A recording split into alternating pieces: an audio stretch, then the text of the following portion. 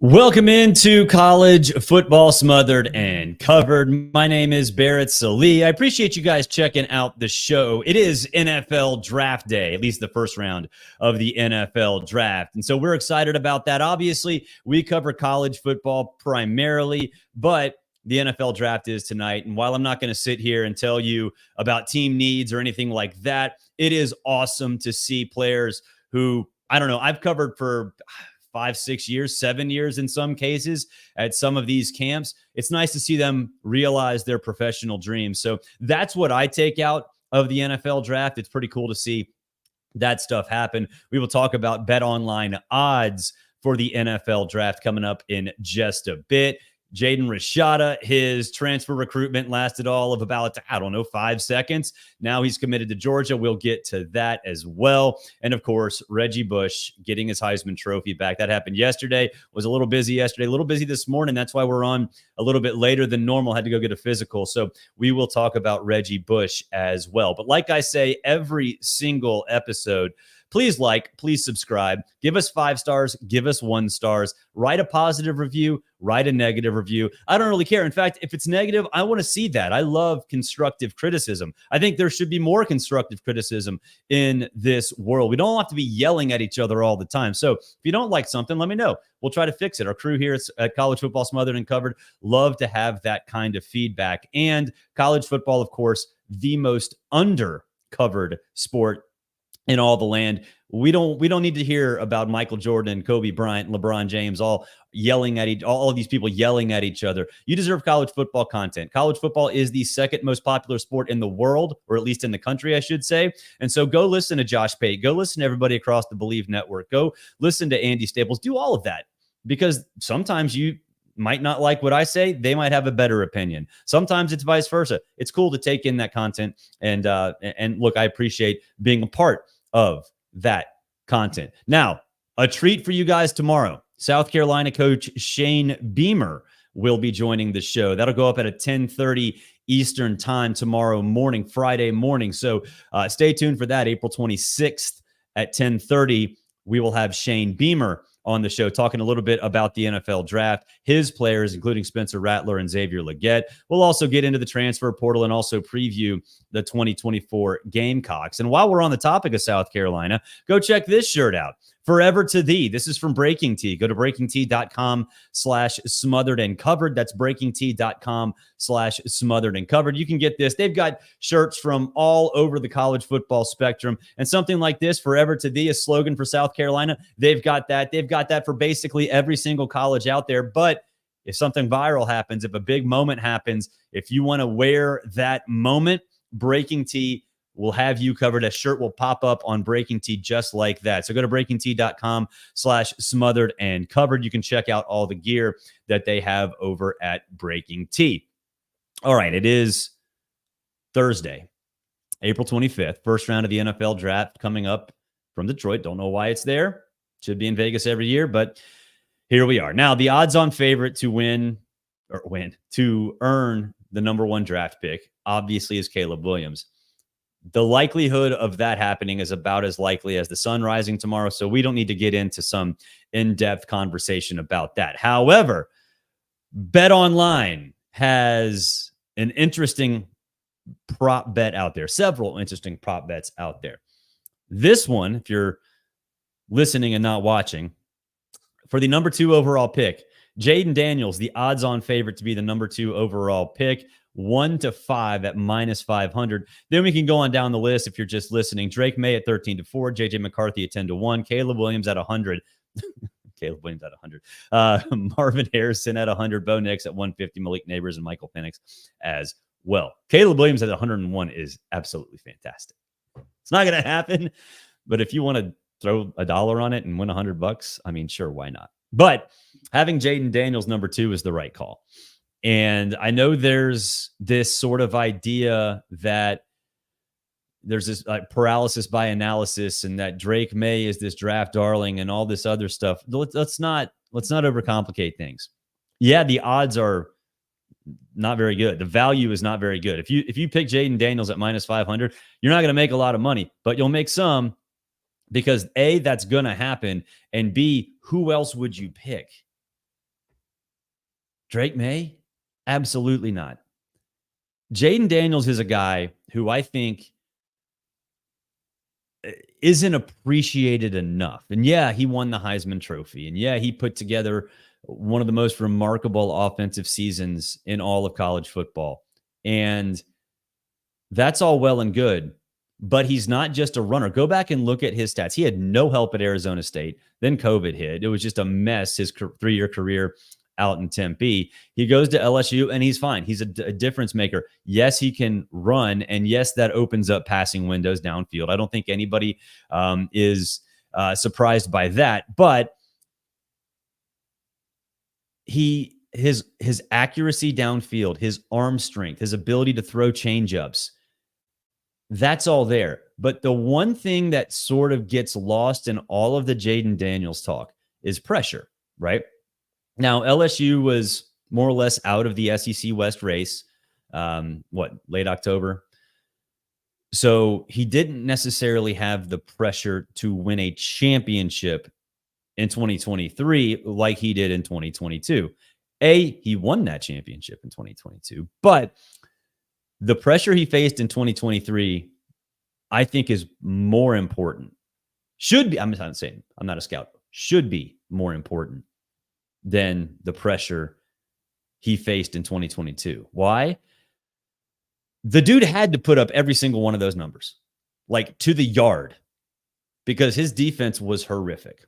So if you're an NFL team, if you're a GM, if you're a scout, and you're looking at Jayden Daniels, do you want to see him be part of a piece of the offense, a big piece of the offense, but a piece of a unit that is successful and leads the team to a championship? Or do you want to pick the guy who shoulders the load of the entire team, right? What's more important? Being a part of a roster that wins a championship, or literally putting a team on your shoulders? Not literally, figuratively putting a team on your shoulders just to win games. Yeah, it's not a championship, but just to win games. That pressure is unbelievable. The pressure Jayden Daniels felt last year from the moment toe met leather in the opening game, it was like, wow, he's got to be Superman. He's got to be Superman. And everybody knew it. Every defensive coordinator knew it. So they tried everything they possibly could just to slow him down a little bit. Because if they slowed him down a little bit, they'd win a game. They'd win easily because that defense wasn't stopping anybody. Anybody. So this is a no-brainer for me at the number 2 pick. Jayden Daniels, even at minus 500, is there. Now, the Drake Maye thing. If you've listened to this show, if you've watched this show, you know that I think Drake Maye is going to get a GM fired. Drake Maye is going to get a GM fired. I am fully on board with this idea that Drake Maye will get a GM fired. The fact that he's second on this list is crazy to me. But check this one out, because you look at the number 3, he's minus 300, 1 to 3 to be the third quarterback taken, the third pick in the NFL draft. Minus 300. JJ McCarthy, 17 to 4 at plus 425. Jayden Daniels at 9 to 2. That'd be crazy. Then Harrison, Caleb Williams, Joe Alt, Malik Neighbors. Sorry, that I chuckle at that. It's funny. Michael Penix, you can't see. Bo Nix is at 150. But Drake Maye at minus 300 and JJ McCarthy at plus 425. Why? Why in the hell is JJ McCarthy not considered a better prospect than Drake Maye? Drake Maye against conference opponents last season. So for North Carolina, when it mattered, because they were not a playoff caliber team. So when it mattered against conference opponents, Drake Maye finished 7th in completion percentage. He was middle of the road in passer rating. The dude is nothing more than an average quarterback in a bad conference. Yeah, he's got the physical tools. You know who also had the physical tools? Mitch Trubisky. How'd that work out? And for J.J. McCarthy, what more do you want him to do? No, there's not a ton of tape on him, but he's a winner. He did enough to not put himself on tape because they were busy winning. And when we needed J.J. McCarthy to be a difference maker, when Michigan absolutely had to have it in that Rose Bowl against Alabama, he did it. What's the problem? There shouldn't be a problem. There shouldn't be a problem. So I do have a problem. I have a problem now. I have a problem with Drake Maye being over J.J. McCarthy, but I think more importantly, I have a problem with J.J. McCarthy slander. The hell do you want the guy to do? He's done everything. He's done absolutely everything that's been asked of him. And yet, he's considered the fourth best quarterback in this class. I don't get it, man. I don't get it at all. Now, odds on the number 3 overall pick, which I think is still interesting. Bo Nix at 150 to 1. He's sneaking in the first round. He's going to sneak into the first round. I guarantee you there will be a team. And I know Michael Penix. I love him. He's great. And I don't think injury should be that big of a deal. But the knee is a problem. Now, Bo Nix has injuries too. Not as many as Michael Penix. I don't think it matters. And if you listen to the show, injuries happen to every player every single year. But there will be injury concerns with Michael Penix more than Bo Nix. And so that I think there will be a team that sees Bo Nix 25th, 26th, 27th available. It's just kind of sitting there. Yeah, let's go ahead and pull that trigger. And I think Bo Nix will be fine. I think he'll be a good quarterback at the NFL level. Speaking of quarterbacks, Jaden Rashada. His high school recruitment was interesting. I think that's a way to put it. Interesting. Now he's off to Georgia, commits to the Georgia Bulldogs. And this comes after a year where he was thrust into action. That shouldn't be any part of your referendum, your decision-making on whether he's a good quarterback one way or the other. He's still a redshirt freshman coming in. The guy can play. Last year at Arizona State, he was decent through the air and bad on a bad team. He was good enough running to show that he can be more than a willing runner. So at Georgia, what's he going to do? That is a question to me that I cannot answer because I don't know how that staff will use him. Now, with Stetson, who was mobile, they incorporated a lot of that stuff in. With Carson Beck, they don't do that. So what are you going to get out of Jaden Rashada? Well, he better be able to sling it across the middle because that's what Georgia does a lot of. But what's interesting to me is that he conceivably could only have 1 year of tape before going to the NFL. Could be a redshirt sophomore when he starts and then be gone. I kind of go back and forth on whether that's attractive or not, because you also hide some flaws in addition to showing your strengths. But if you're successful as a redshirt freshman in your only season as a starter, or first year as a starter, then NFL scouts will be attracted to that. But that's kind of why I am surprised. And look, I don't know what went on behind the scenes in form of NIL and anything like that. But he was interested in Mississippi State. He was interested in Auburn. That to me is why would you not go to one of those places where you probably will start? And yes, Auburn fans, he would start over Peyton Thorne. Why not go to one of those places, get 2 years of tape under your belt, and then move on? If it was me, that would make more sense. But Kirby Smart has this knack of of convincing players, hey, sitting is still not the worst thing to do. Brock Vandagriff last year, I was convinced Brock Vandagriff was going to transfer. Obviously, he did this past offseason. But everybody knew Carson Beck was going to be the starting quarterback last spring. And Brock stuck around. Maybe there's something in the water in Athens where Kirby can magically tell these guys, hey, you know what? You don't need to play all that much football. I don't know. I don't get it. I do not get it. But big for Georgia. Huge for Georgia to get Jaden Rashada. I mean, that's a huge get. So we'll see what happens. I will answer your questions a little bit later. Whew, a lot of you already watching across all platforms, almost 1,000. So if you have any comments, leave them in the chat. Doesn't matter where you're watching. I will get to them at the end of the show. Before we do that, Reggie Bush, the man with the high school tape, he's getting his Heisman back. Now, this was yesterday. Obviously, I did not get to it. Like I said, had some issues with some other stuff, so I had to get some stuff taken care of. Get the Braves podcast taken care of for the AJC. You can subscribe to that one too. But Reggie Bush gets his Heisman back.